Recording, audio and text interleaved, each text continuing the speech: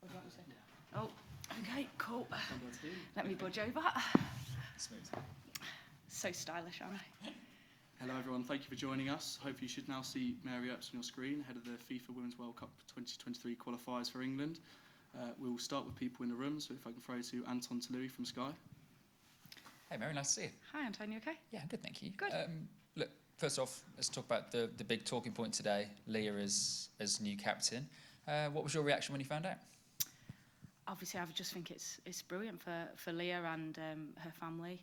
I think it'll be obviously something that she is super proud of, and as she should be. It's a huge honour, and I think obviously she's been the captain for a few camps now, and I think she's done a great job. So makes sense, and the girls are buzzing for her, and are right behind her.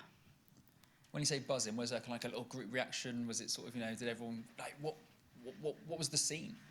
Oh no, we're English, we're really low key, aren't we? We don't jump up and down. But no, of course, I think you want to see your teammates do well, and when they have those moments, you know how much it means as a player to be picked or then picked in the squad. Or so, I mean, obviously, I would imagine that feels quite fantastic. So yeah, I think the girls would just sort of give her a little round of applause, and then probably had their private moments. I can't say much more than that, to be honest with you. That is very diplomatic. Very diplomatic, very true.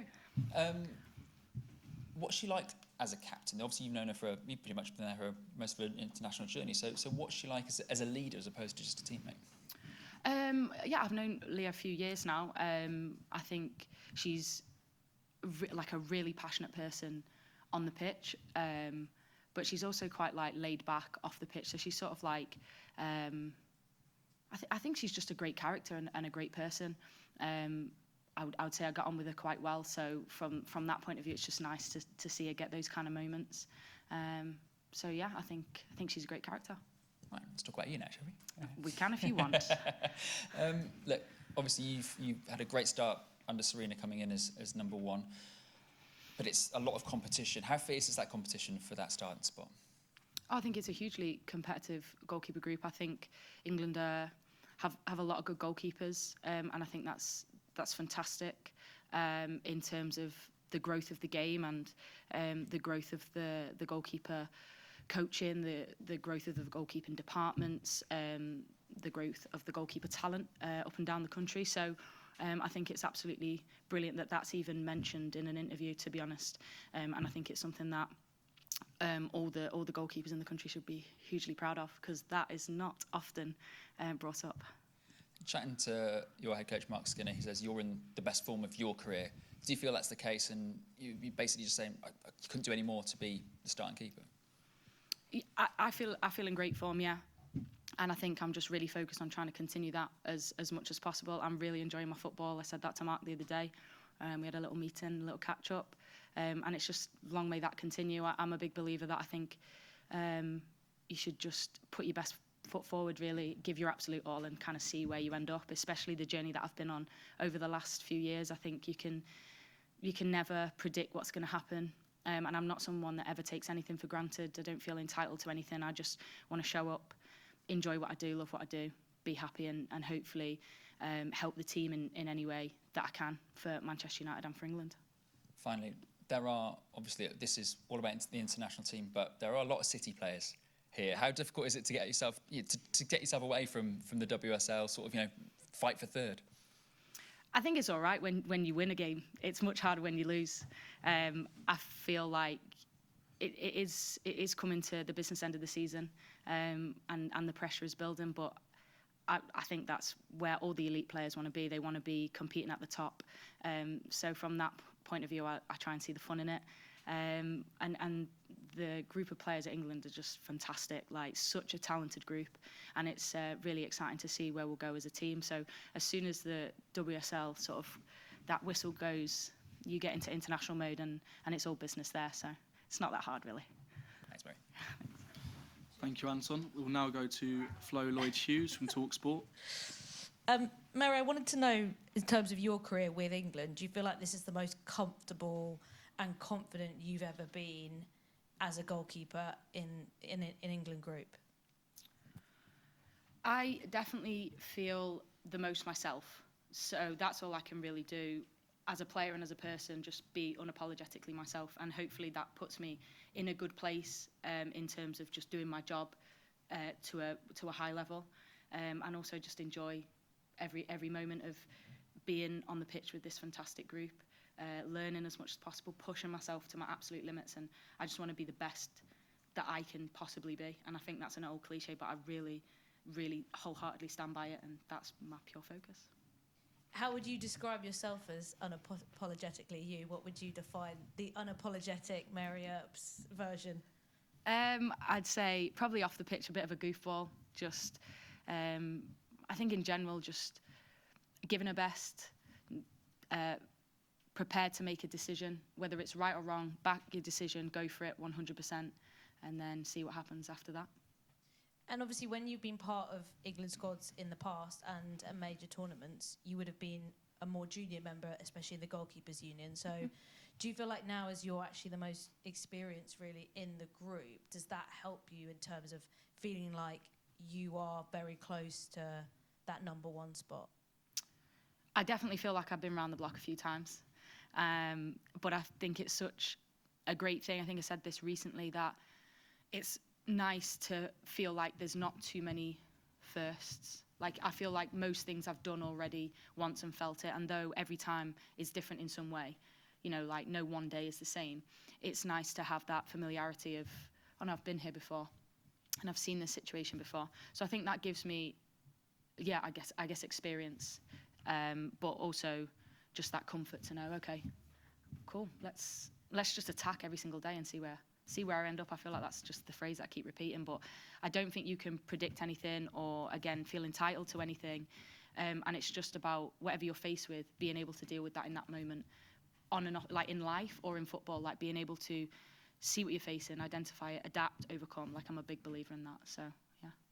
And this is probably quite a unique situation for all of you in the goalkeepers group, because it's probably the most open position that it's ever been heading into a major tournament. Is that quite daunting? Is it exciting? Because I suppose in the past, most of the time you would know who is going to be starting this close to such a big tournament. But is it quite nervy as a group to feel like it could be any of us? I feel like you never really know going into a tournament, because the squad is picked because the group of players that are there are also talented and can do a job in different ways. People just have different, when you get to this level, people just have different strengths and probably approach the game a little bit differently. You don't really come to the squad and be like, oh, these are all the great players and these are all, like, it's just like the group is phenomenal. So I feel like it's the same with the goalkeepers. Previous tournaments, I definitely knew that I wasn't going to be playing, for sure. But that was because, you know, I was the fourth in line or the third in line, and that obviously, you know that emotionally going in. But I feel like there's always that respect there regardless, and there's always that preparation there regardless of where the, not necessarily hierarchy, but, you know, the 1, 2, 3, like, it doesn't mean anything, because anyone can be picked to play at any point. Yes, of course, you want to be higher up in that list, but ultimately the manager is always going to pick who they want. So from that point of view, I don't think anything ever changes with that. You just give your best and go for it. And finally, we've already seen Sarina change quite a lot on the pitch in the short space of time she's been here. But what do you think has been the biggest impact that she's had in this time already? Oh, that is a big question. That's really hard as well, because I obviously wasn't around for a little while. So for me, I just think she's come in and been really clear on what she expects and what she wants to achieve. Obviously, I'm not going to share that with the group before anybody asks me. But I think that she's just really clear on what she wants to do. And so from that point of view, it's just about playing football every day, doing the sessions and training as hard as you can, and trusting that process with, you know, she knows what she's doing. You can see that, like, that's the impression that she gives. She definitely has that confidence and gives that belief to players. So, yeah. Thank you, Flo. We'll now we'll stick to the room. So we've got a question from Tom Gary. Hi, Mary. Nice to speak to you. Hi, Tom. And thanks for your time. I wanted to ask you about North Macedonia and kind of Yep. as a goalkeeper. I think in the reverse fixture you maybe had one save to make, possibly. I can't remember. Maybe there wasn't any. But what's it like as a goalkeeper going into a game like this, where England inevitably expect to have a lot of the ball, a lot of the chances, and the ball will be at the other end of the pitch? I think it's a game we're, of course, expected to dominate, but you prepare appropriately for every single opponent. And I think, you know, it's the game that we've been given, so we're going to go and approach it to get the job done. And if I could just ask on a different tact, one more question. You've spoken a bit already about your own kind of form and things, but I remember just over a year ago you spoke to a few of us about being out of the England squad, Yeah. and you sort of said you were at peace with that, and Yeah. and that you didn't have any resentment or anything. You know, but was there ever a point when you perhaps were resigned to the idea of that the Euros just wasn't going to happen for you? And how nice is it to now be back in the camp? I was resigned to the fact that that would never happen before the all the way up until I got an email saying that I was going to be picked for the September camp last year. I never thought this would ever happen. And then then when I got invited to that camp, I just thought, okay, this is nice, thank you. I'm going to go and I'm going to give my absolute best. And the Euros was too far away. And then now, obviously, Euros feels a lot closer. But again, it's something that there's so many things ahead of that you don't really look for it. And I have been on the receiving end of some unpleasant things. So I feel like wherever I am, I'm present. And hopefully things fall into place. But I've dealt with a lot of things, and I really was at peace when we had that conversation a year ago. And I think that was everything I said was so genuine.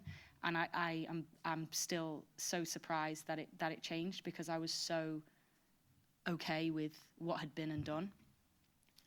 But I'm very, very glad that it changed, and I'm so happy to be here. And I'm grateful for every single day that I get to wear this badge. Great, thank you, and good luck for Friday. Thanks so much. Thanks, Tom. Any more questions from the floor? That's one. Yep, we'll go to Ria Rosenberg from Haters. Thank you for taking the time to speak with me. I want to briefly touch on the Euros.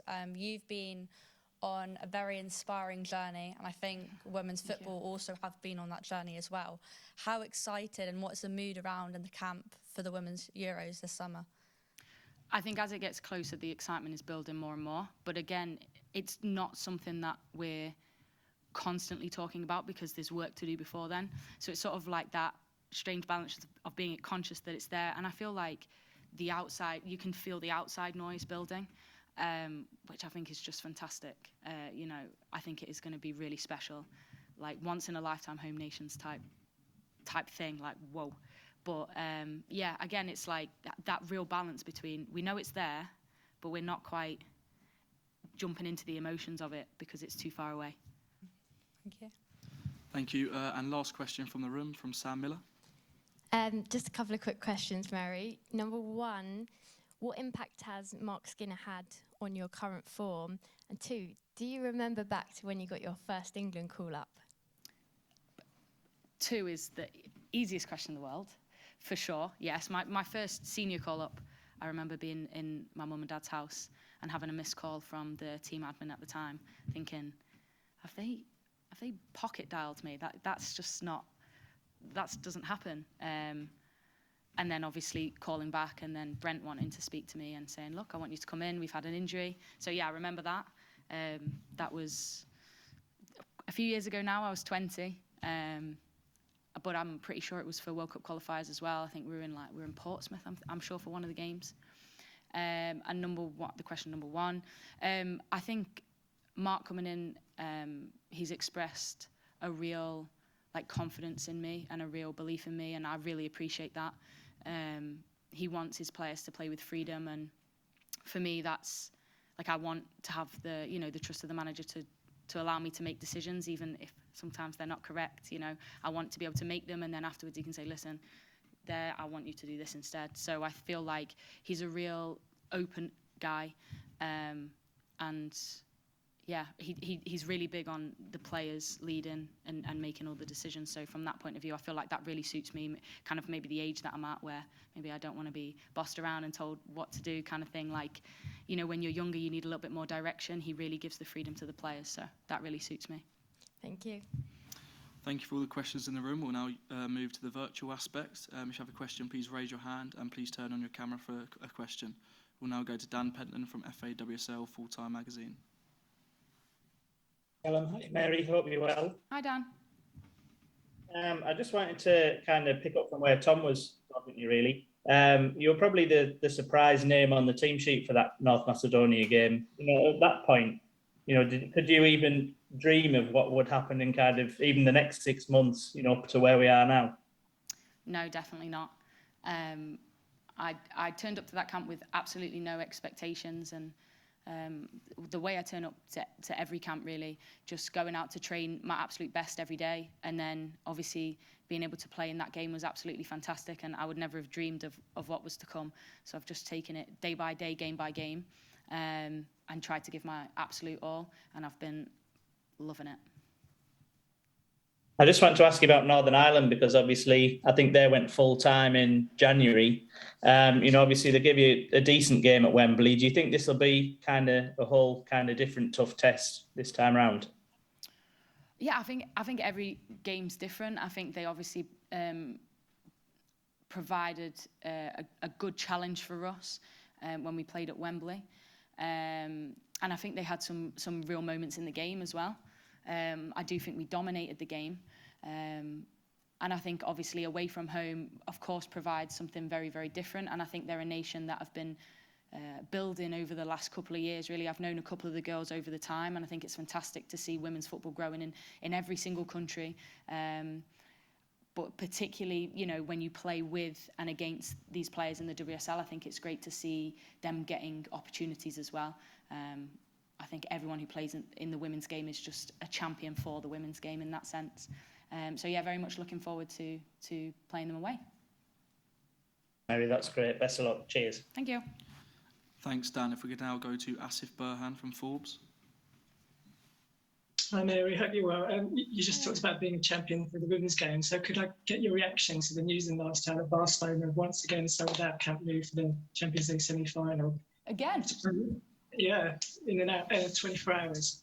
Did you watch the match last week? And after playing at Old Trafford in front of 20,000, how excited does it make you feel about possibly playing there at sold-out ground in July? I was a big fan of the women's team selling out Camp Nou. I thought that was just insane. I even made a little TikTok about it, if you must know, and I really, really enjoyed it. I think it's fantastic to see these things happening across Europe and across the world. It's just unbelievable. And Old Trafford, I have absolutely no doubt that people are going to turn up in their big, big numbers, big, big voices to give us a proper English football atmosphere. Okay, great. Thanks a lot. Best of luck this week. Thank you. Thanks, Asif. If we can now go to Caden Sands from University of Derby. Hi Mary. Yeah, I was just wondering if I could ask about obviously heading into the end of the WSL season. We've only got 3 rounds left, something like that. Obviously, a lot of pressure on Manchester United in the Champions League race. Do you think that this camp has come at a good time? Obviously, with everything with the pressure at Manchester United and also preparation for the Euros. Like, do you think the camp's come at a good time, or is it just adding more pressure, pretty much? That's an interesting question. I've never thought of it like that. I think as an international player, it is actually really nice to have a balance between club and international football. I think there are such joys in both, and it's so nice to. It can be difficult to flip between the two, but it can also be really easy to flip between the two, in the sense that, you know, you get a new scenery, different players, a different style of play potentially. And so I think it keeps a good variety to football and sort of breaks monotony of routine.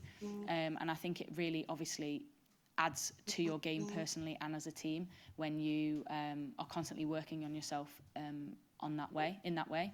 I don't think it adds pressure because at club and at country we have jobs to do. You just put a different hat on. And that's the way I like to look at it. You have club mode and Lionesses mode, and right now is Lionesses mode. Okay, and then obviously mentioning Manchester United, as a Manchester United player, I imagine that you're quite excited about playing at Old Trafford in the opening game. Obviously, 20,000 was great for the game against Everton, but I can imagine that playing for the Lionesses as a Manchester United player at Old Trafford in front of what is probably going to be a huge crowd. Obviously, that must be quite exciting. Yeah, the thought of it is very, very exciting, and again, it is something that I've thought about, I can't lie, but it's not something I've put loads and loads of thought into, because I sound so boring, but there's so many things ahead of that. There's so many games to go. There's so much work and preparation still to be done. And I don't believe in ever getting carried away with yourself or counting the chickens until they hatch, or whatever you say. Eggs until they hatch? I'm not even sure what the... Yeah. You got what I mean. So I think it's just really important that you stay focused and present on the moment. I think it will be an incredible occasion to play a wonderful game of football, but ultimately we're not there yet. So thank you, Caden. Cheers, I can't mate, see any more hands raised at the minute, so we'll draw the press conference to a close there. Thank you everyone for joining us, and we look forward to seeing some of you out in North Macedonia. Thank you. thanks, bye.